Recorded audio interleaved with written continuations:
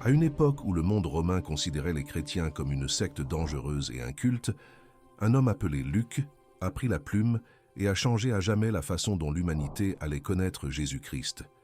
Il n'était pas juif, il n'avait pas marché avec le Maître sur les routes de Galilée, il n'avait pas assisté de ses propres yeux à la crucifixion ou à la résurrection. C'était un médecin cultivé d'Antioche, formé à la philosophie grecque et à la science de son temps.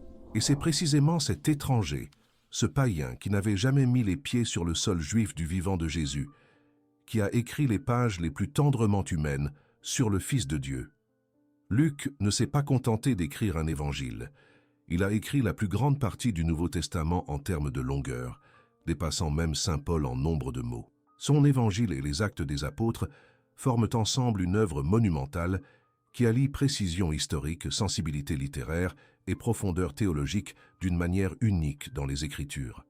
C'est lui qui a conservé pour nous l'annonciation de l'ange à Marie, le Magnificat qu'elle a chanté, la parabole de l'enfant prodigue qui, aujourd'hui encore, fait capituler les cœurs endurcis devant la miséricorde divine. Il l'a fait dans un but précis, montrer que le salut de Dieu ne connaît pas de frontières, qu'il atteint les pauvres et les riches, les juifs et les païens, les hommes et les femmes, les justes et les pécheurs. Célébré par l'Église. Le 18 octobre, Saint Luc est le patron des médecins, des chirurgiens, des artistes, des peintres et des sculpteurs. Sa fête nous invite à redécouvrir l'évangile de l'infinie compassion, écrit par quelqu'un qui a su unir la science et la foi, la raison et le cœur, la recherche méticuleuse et l'engagement passionné. Ce qui rend Luc encore plus extraordinaire, c'est qu'il n'a pas écrit comme quelqu'un qui invente des histoires pieuses ou répète des légendes populaires. Il a enquêté, interrogé des témoins oculaires, recoupé des informations, vérifié des dates et des lieux. Il a écrit comme un historien sérieux, qui savait qu'il consignait des événements qui allaient changer le cours de l'histoire de l'humanité. Et sa fidélité à saint Paul, en restant aux côtés de l'apôtre même lorsque tous les autres l'ont abandonné, révèle un cœur qui ne s'est pas contenté de documenter l'amour du Christ, mais qui l'a vécu jusqu'aux dernières conséquences. Si vous vous êtes déjà senti trop petit ou trop éloigné pour être utilisé par Dieu, si vous avez déjà pensé que vos origines, votre profession ou votre formation n'étaient d'aucune utilité pour le royaume, préparez votre cœur. Car l'histoire de ce médecin grec devenu évangéliste vous montrera que Dieu ne recherche pas la perfection religieuse, mais des cœurs bien disposés. Il peut utiliser notre éducation, nos talents et notre profession pour répandre l'Évangile d'une manière que nous n'aurions jamais imaginée. Dans le cœur battant d'Antioche en Syrie, la troisième plus grande ville de l'Empire romain, un garçon est né au 1er siècle après Jésus-Christ, et l'histoire l'a connu sous le nom de Luc.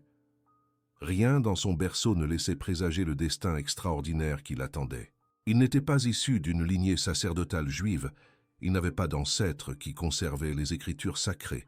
Il n'avait pas grandi en écoutant les promesses messianiques des prophètes dans les synagogues. Il était un enfant de la culture grecque, du monde païen, de ce vaste univers païen qui adorait des dieux de marbre et offrait des sacrifices dans des temples magnifiques. Selon Eusèbe de Césarée dans son histoire ecclésiastique, Luc était d'origine païenne, probablement né dans une famille grecque cultivée et riche qui lui a donné une éducation raffinée réservée aux privilégiés. Antioche n'était pas une ville ordinaire. Ses rues grouillaient de marchands de toutes les nations. Ses places résonnaient des débats philosophiques en grec classique. Sa vaste bibliothèque rivalisait avec les grandes collections d'Alexandrie. C'était un centre cosmopolite d'hellénisme, où la culture grecque rencontrait le pragmatisme romain et les traditions orientales. Luc a grandi en respirant cet air de connaissance et de sophistication, apprenant les arts de la rhétorique, se familiarisant avec les méthodes d'investigation historique développées par les Grecs, absorbant la littérature qui a façonné la pensée de son temps. C'est dans ce creuset culturel qu'il a reçu une formation médicale de haut niveau, une profession que saint Paul lui-même reconnaîtra plus tard en l'appelant affectueusement « médecin bien-aimé » dans sa lettre aux Colossiens. La formation médicale dans le monde gréco-romain du 1er siècle exigeait des années de dévouement. Luc a appris l'anatomie, la pharmacologie, les techniques chirurgicales et le diagnostic des maladies. Il a également appris qu'être médecin ne signifiait pas seulement maîtriser des connaissances techniques, mais aussi développer de la compassion pour ceux qui souffrent, de la patience avec les malades, de la sensibilité à la fragilité humaine. Cette formation médicale façonnera à jamais sa vision du monde, et plus tard du Christ lui-même. Lorsqu'il écrira son évangile, ce sera avec la précision de celui qui connaît le corps humain, avec la compassion de celui qui a soigné des blessures, avec la tendresse de celui qui a tenu les mains tremblantes des mourants. Mais il y a une chose à laquelle toute cette éducation raffinée, toute cette culture grecque, toute cette science médicale ne peut répondre, le vide de l'âme qu'aucune connaissance humaine ne peut combler. Lucas vivait dans une ville où 1000 dieux étaient vénérés, mais aucun d'entre eux n'atteignait la douleur humaine, aucun d'entre eux n'était un voisin, aucun d'entre eux n'offrait d'espoir au-delà de la mort. C'est dans ce vide, dans cette quête silencieuse d'un sens qui transcende la sagesse des philosophes et le pouvoir des empereurs, que l'âme de Luc s'est préparée à la rencontre qui allait tout changer. La conversion de Luc au christianisme reste entourée d'un mystère que les sources historiques fiables ne peuvent dissiper. Nous ne savons pas avec certitude quand elle a eu lieu. Nous ne savons pas qui a baptisé ce médecin cultivé. Nous ne connaissons pas les circonstances exactes qui l'ont amené à abandonner les dieux de marbre avec lesquels il avait été élevé et à embrasser la foi en un juif crucifié qui, selon ses disciples, était ressuscité d'entre les morts. Certaines traditions supposent qu'il a été baptisé par saint Paul lui-même ou qu'il a rencontré les apôtres à Jérusalem, mais il n'existe aucune confirmation historique solide de ces récits. Ce que nous savons avec certitude, c'est qu'à un moment donné de ces années fastes du 1er siècle, alors que le christianisme se répandait comme une traînée de poudre dans l'Empire romain, Luc a rencontré quelque chose que toute son éducation grecque ne lui avait jamais offert. Un Dieu qui s'est fait chair, qui a souffert, qui est mort et qui a vaincu la mort pour l'amour de l'humanité.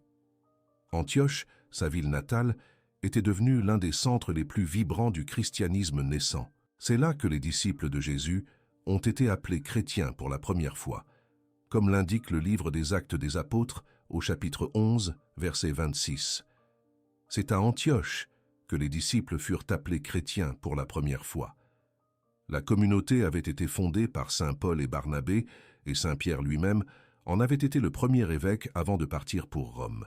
Luc avait grandi en entendant parler de ce mouvement qui dérangeait les autorités romaines, de ces hommes et de ces femmes qui ne craignaient ni l'emprisonnement ni les menaces, qui partagèrent les biens, s'occupaient des pauvres et proclamaient un royaume qui n'était pas de ce monde.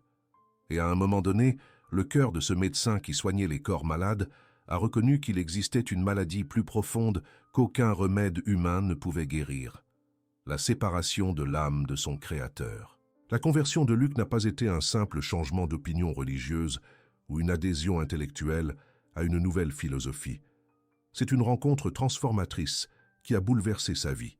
Il n'a pas abandonné sa profession médicale ni sa culture grecque, mais il a tout mis au service d'une cause plus grande. Son éducation raffinée, sa maîtrise exceptionnelle du grec classique, sa formation aux méthodes de recherche, tout ce qu'il avait reçu de la culture hellénistique est devenu un instrument pour répandre l'Évangile parmi les païens. Car Dieu ne gaspille rien. Il rachète notre histoire, notre formation, nos talents et les transforme en canaux de grâce.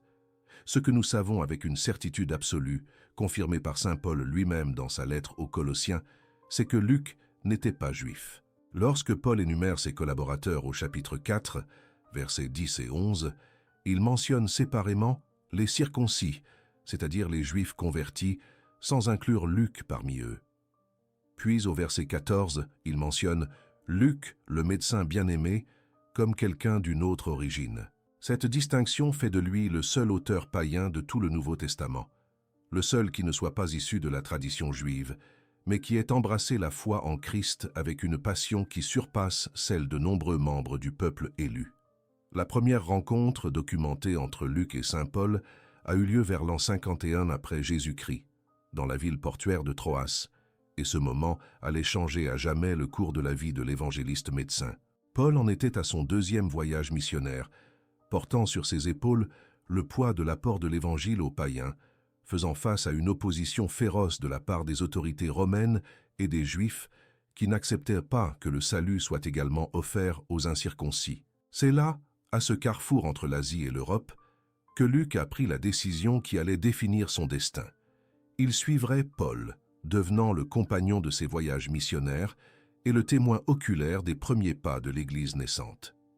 Le changement est subtil, mais profondément significatif dans les Actes des Apôtres. Jusqu'au chapitre 16, verset 8, Luc raconte les événements à la troisième personne, comme un historien distant qui rapporte des faits que d'autres lui ont racontés. Mais au verset 10, lorsque Paul et ses compagnons arrivent à Troas, le récit passe soudain à la première personne du pluriel. Nous nous efforçâmes de nous mettre en route pour la Macédoine, concluant que Dieu nous appelait à leur annoncer l'Évangile. Ce « nous » marque le début de l'accompagnement direct des missions pauliniennes par Luc. Il n'a pas seulement entendu parler de l'apôtre des gentils, il marche maintenant à ses côtés, il est témoin de ses miracles, il voit son courage face à la persécution, il apprend de lui ce que signifie donner toute sa vie au service de l'Évangile. De Troas, ils voyagent ensemble vers l'Europe, Samothrace, Néapolis, Philippe. Luc y a été témoin d'événements qui ont profondément marqué sa compréhension de la foi chrétienne. Il assiste à la conversion de Lydie, la marchande de pourpre dont le Seigneur a ouvert le cœur pour qu'elle accueille le message de Paul. Il a assisté à l'exorcisme de la jeune esclave possédée par un esprit de divination, dont la libération a rendu furieux ses propriétaires qui profitèrent de son état. Il était présent lorsque Paul et Silas ont été arrêtés, fouettés et jetés en prison, les pieds attachés à un tronc d'arbre. Il a vu le miracle du tremblement de terre à minuit, les chaînes brisées, le geôlier qui, face à tout cela, est tombé à genoux en demandant ce qu'il devait faire pour être sauvé. Mais il s'est passé quelque chose d'inattendu. Lorsque Paul a quitté Philippe pour poursuivre sa mission, le récit des actes revient à la troisième personne, suggérant que Luc est resté dans cette ville pendant environ 7 ans. Il ne s'agissait pas d'un abandon ou d'un renoncement. Il s'agissait d'obéir à un appel différent. Alors que Paul est parti implanter des églises dans de nouvelles villes, Luc est resté pour consolider la communauté naissante à Philippe, s'occupant des premiers convertis, renforçant les racines qui avaient besoin de temps pour s'approfondir. Ce furent des années de travail silencieux, de service discret, de fidélité sans être sous les feux de la rampe. Et dans ce désert d'anonymat, loin de la figure charismatique de Paul, Luc a appris que tous les appels ne sont pas spectaculaires, que parfois Dieu nous demande de rester quand nous voulons partir, de servir en silence quand nous rêvons de grandes choses. 7 ans plus tard, vers l'an 58 après Jésus-Christ, lorsque Paul est retourné à Philippe au cours de son 3e voyage missionnaire, quelque chose de fondamental s'est produit dans le cœur de Luc. Les retrouvailles avec l'apôtre n'étaient pas seulement la joie d'amis, qui se revoient après une longue séparation. C'était un moment de décision irrévocable, un point de non-retour dans la carrière de ce médecin qui n'était plus seulement un médecin, mais un disciple passionné du Christ. Le récit des actes revient à la première personne du pluriel au chapitre 20, verset 5, et cette fois, il n'y aura plus de séparation. Luc a fait le choix définitif d'accompagner Paul jusqu'au bout, quel qu'en soit le prix, où que cela le mène, et dans des lieux qui mettront à l'épreuve la fidélité de cet engagement. De Philippe, ils sont passés ensemble par Milet, où Paul a réuni les anciens d'Éphèse et leur a annoncé en pleurant qu'ils ne reverraient plus jamais son visage. Ils passèrent par Tyr, où les disciples supplièrent Paul de ne pas monter à Jérusalem, car l'Esprit lui avait révélé les dangers qui l'attendaient. Ils arrivèrent à Césarée, dans la maison de Philippe l'évangéliste, où le prophète Agabus prit la ceinture de Paul, lui lia les pieds et les mains et prophétisa. Les Juifs de Jérusalem lieront l'homme à qui appartient cette ceinture et le livreront aux mains des païens. Luc était là, écoutant ces paroles qui annonçaient une souffrance inévitable. Voyant les frères pleurer et supplier Paul de ne pas partir, voyant l'apôtre répondre avec une sérénité déconcertante qu'il était prêt non seulement à être arrêté, mais à offrir sa vie pour le nom du Seigneur Jésus. À Jérusalem, la prophétie s'est accomplie. Paul est arrêté, traîné devant une foule en colère qui veut le lyncher, accusé d'avoir profané le temple, livré aux autorités romaines. Luc, lui, est resté. Lorsque Paul a été transféré à Césarée et emprisonné pendant 2 longues années, entre 58 et 60, Luc n'est pas retourné à Antioche, n'a pas repris sa vie confortable de médecin respecté, n'a pas cherché la sécurité loin du prisonnier qui était devenu une pierre d'achoppement pour les Juifs et les Romains. Il est resté. Et c'est pendant ces 2 années d'emprisonnement de Paul à Césarée que Luc a fait quelque chose d'une valeur incalculable. Il a utilisé ce temps pour enquêter, interroger des témoins oculaires, recueillir des informations qu'il utiliserait pour écrire son évangile. La tradition reconnue par l'Église suggère que c'est pendant cette période que Luc a pu avoir un contact direct avec la Vierge Marie, qui était alors déjà d'un âge avancé, recueillant d'elle des récits intimes de l'enfance de Jésus qu'aucun autre évangéliste n'a rapporté. Qui d'autre aurait pu raconter à Luc l'annonciation de l'ange Gabriel, la visite à Élisabeth, le chant du Magnificat jailli du cœur de Marie? Qui d'autre aurait pu se souvenir des détails de la présentation de Jésus au temple, des paroles de Siméon et d'Anne, de l'épisode du garçon de 12 ans parmi les docteurs? Marie, celle qui gardait précieusement toutes ces choses et les méditait dans son cœur, trouva en Luc le scribe qui conserverait pour toutes les générations ce dont elle avait été témoin. Et le médecin des âmes écoutait avec le respect de celui qui se savait devant la Mère de Dieu, consignant chaque mot, chaque détail de ces mystères sacrés avec la précision d'un historien. Lorsque Paul fut finalement envoyé à Rome comme prisonnier faisant appel à César, dans la 60e année après Jésus-Christ, Luc s'embarqua avec lui pour ce voyage périlleux qui marquerait à jamais le récit des Actes des Apôtres. Le voyage n'est pas de tout repos. Il longe la côte de l'Asie mineure, affronte des vents contraires, arrive en Crète alors qu'il est déjà dangereux de naviguer en cette saison. Puis vint la tempête que Luc décrira avec des détails impressionnants. Le vent violent, appelé Euroaquilan. Le navire à la dérive pendant 14 jours sans voir ni soleil ni étoiles, l'équipage perdant tout espoir d'être secouru. Luc était là lorsque l'ange est apparu à Paul pendant la nuit, l'assurant que tout le monde serait sauvé. Il était là lorsque le bateau a coulé au large de Malte. Il était là lorsque les 276 passagers ont atteint le rivage sains et saufs, comme le Seigneur l'avait promis. Ils sont restés à Malte pendant 3 mois, et Luc a vu Paul se faire mordre par une vipère venimeuse et rester indemne. Il a vu le père de Publius guérir de la fièvre et de la dysenterie par l'imposition des mains de l'apôtre. Il a vu des malades venir de toute l'île pour chercher la guérison. Lorsqu'ils arrivent enfin à Rome au printemps 61, Luc ne quitte pas Paul. L'apôtre est resté en résidence surveillée, enchaîné jour et nuit à un soldat romain. Mais il pouvait recevoir des visiteurs et prêcher librement à ceux qui venaient l'écouter. Et c'est là, dans cet enfermement qui dura 2 ans, que Luc commença à organiser tout le matériel qu'il avait recueilli pendant son emprisonnement à Césarée et ses voyages missionnaires, façonnant l'évangile qui allait porter son nom. La dédicace qui ouvre son évangile révèle le cœur d'historien méticuleux qui battait dans la poitrine de ce médecin converti.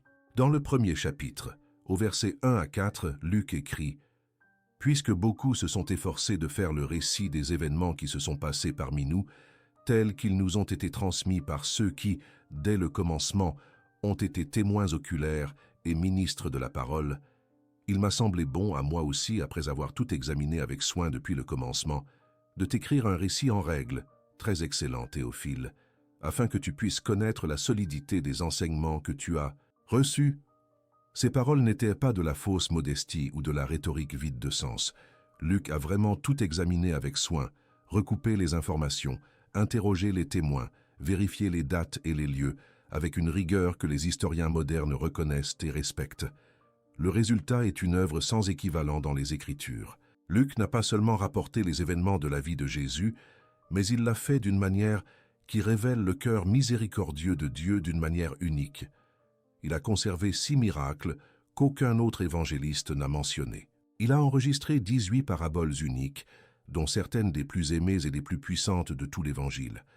Le bon Samaritain qui montre un amour sans limite, le Fils prodigue qui révèle un pardon sans limite, l'homme riche et Lazare qui met en garde contre les conséquences éternelles des choix temporels, le pharisien et le publicain qui enseigne la véritable humilité devant Dieu. Il a écrit tout cela avec une sensibilité particulière pour les pauvres, les païens, les femmes et les marginaux, montrant que le salut du Christ ne connaît pas les barrières de la race, de la classe sociale, du sexe ou du péché passé. L'évangile de Luc n'est pas un simple récit de plus sur Jésus. C'est un pont soigneusement construit entre le monde gréco-romain cultivé et le message révolutionnaire de l'Évangile. Alors que Matthieu avait écrit aux Juifs pour leur prouver que Jésus était le Messie promis, et que Marc avait rapporté la prédication de Pierre avec une urgence évangélique, Luc s'est adressé à des païens cultivés comme lui, montrant que ce Juif crucifié était le sauveur de toute l'humanité. L'accent qu'il met sur la miséricorde divine traverse chaque page comme un fil d'or qui lie l'ensemble du récit.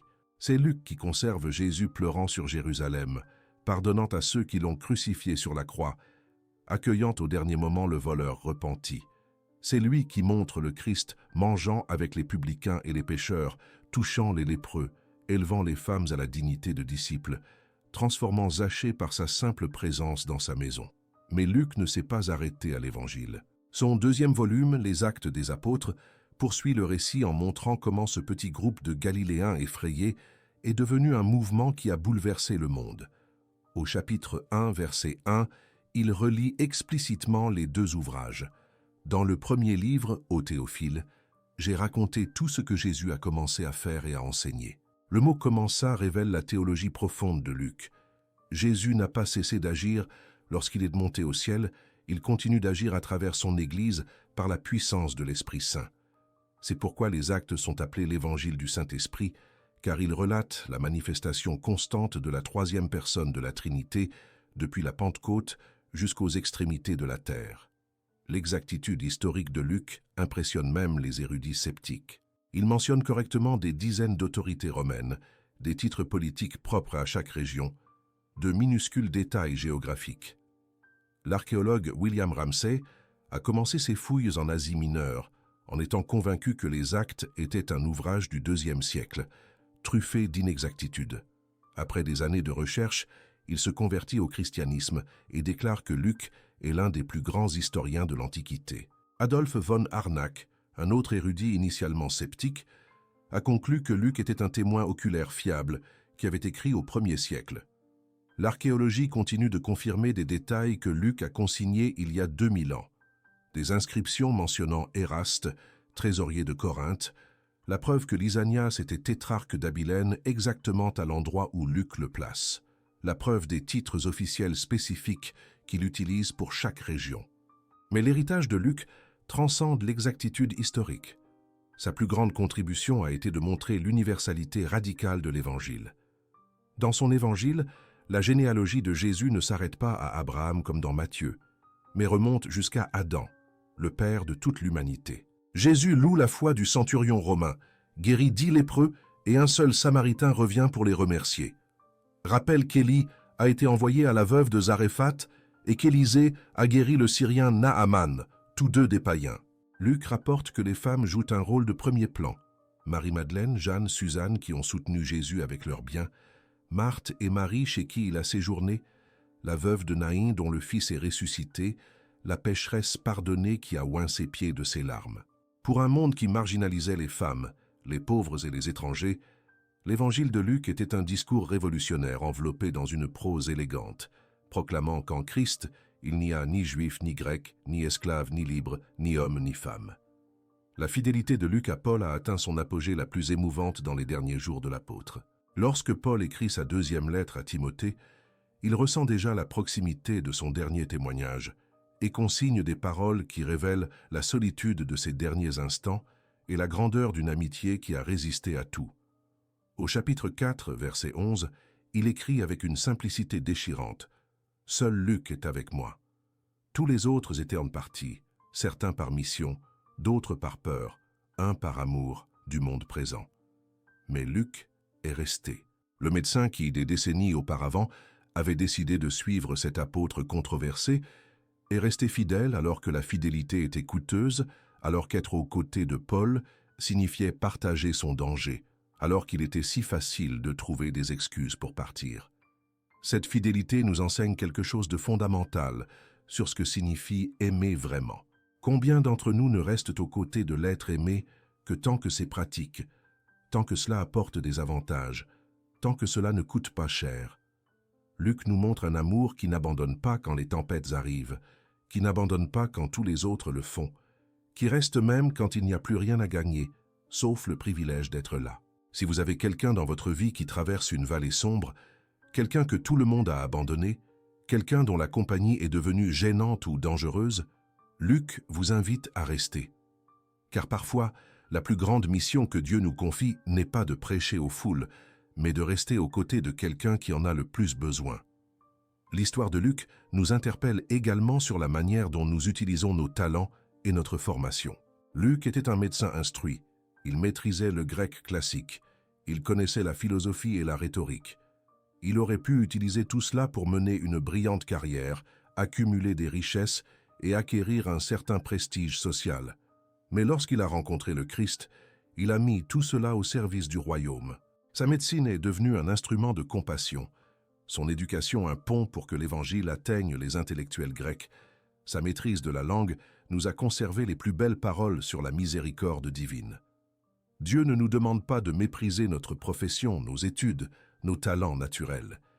Il nous invite à les consacrer, à les utiliser pour quelque chose de plus grand que nos projets personnels. Si vous êtes médecin, infirmier ou professionnel de la santé, Luc est votre patron et votre modèle.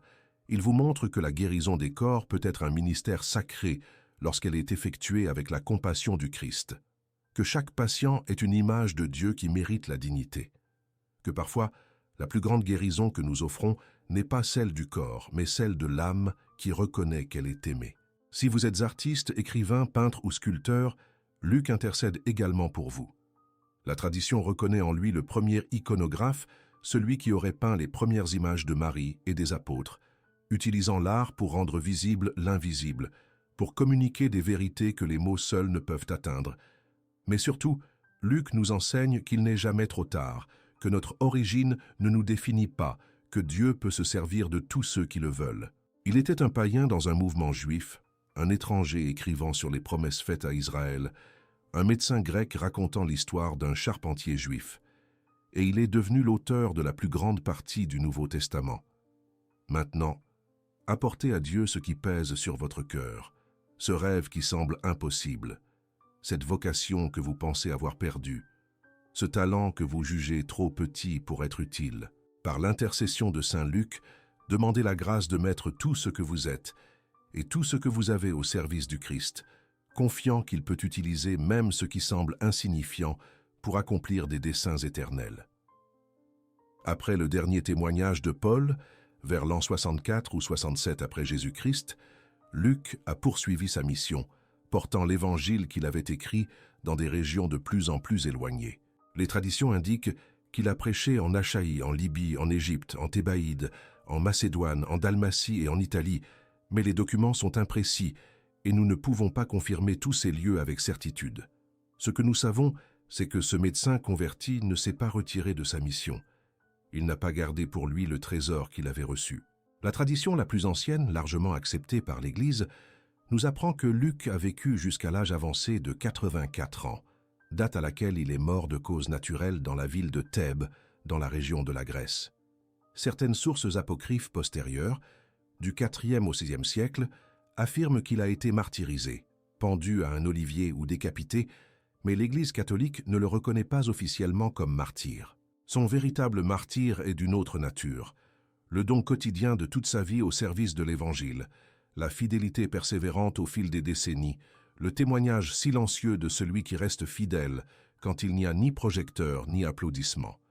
Son corps a été enterré à Thèbes, où son tombeau est devenu un lieu de pèlerinage et de vénération. En l'an 357, sous l'empereur Constance II, ses reliques furent transférées avec une grande solennité à Constantinople, capitale de l'Empire romain d'Orient.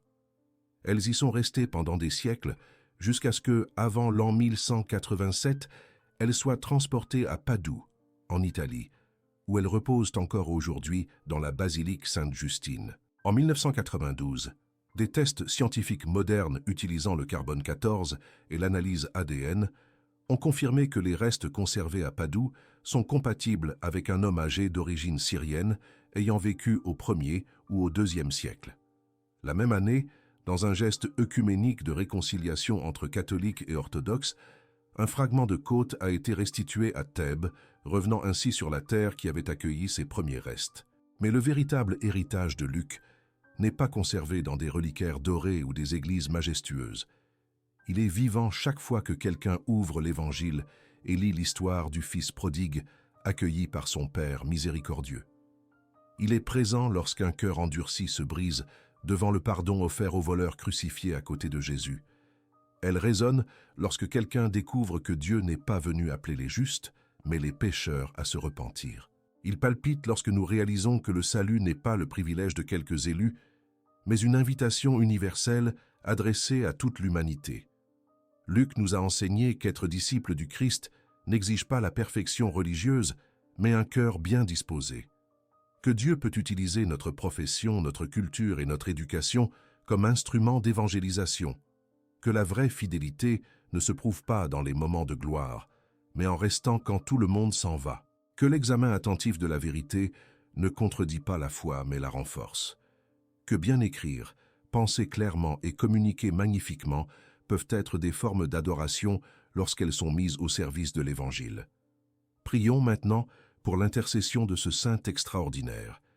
Saint Luc l'évangéliste, médecin bien-aimé et historien fidèle, intercède pour nous qui luttons pour rester fidèles au milieu des incertitudes de la vie. Accorde-nous la grâce d'utiliser nos talents et notre profession pour servir le royaume de Dieu. Enseigne-nous la fidélité qui n'abandonne pas, la compassion qui guérit les blessures profondes, le zèle pour la vérité unie à la tendresse du cœur. Que Dieu nous donne la sagesse d'enquêter honnêtement et de croire humblement, de penser clairement et d'aimer intensément, que notre travail, quel qu'il soit, devienne un instrument d'évangélisation. Si cette histoire vous a touché, si vous avez reconnu en Luc l'appel à utiliser vos dons au service du Christ, partagez ce message. Laissez votre demande de prière dans les commentaires, surtout si vous êtes un professionnel de la santé, un artiste ou quelqu'un qui cherche à comprendre comment sa profession peut devenir une mission. Saint Luc a vécu il y a 2000 ans, mais son message reste d'actualité. Le Christ est le médecin des âmes, sa miséricorde ne connaît pas de limites, et chacun de nous, avec son histoire unique, peut devenir un instrument de sa grâce. Que cette vérité vous soutienne aujourd'hui et toujours. Que la paix du Seigneur, qui surpasse toute intelligence, garde votre cœur et éclaire votre chemin. Amen.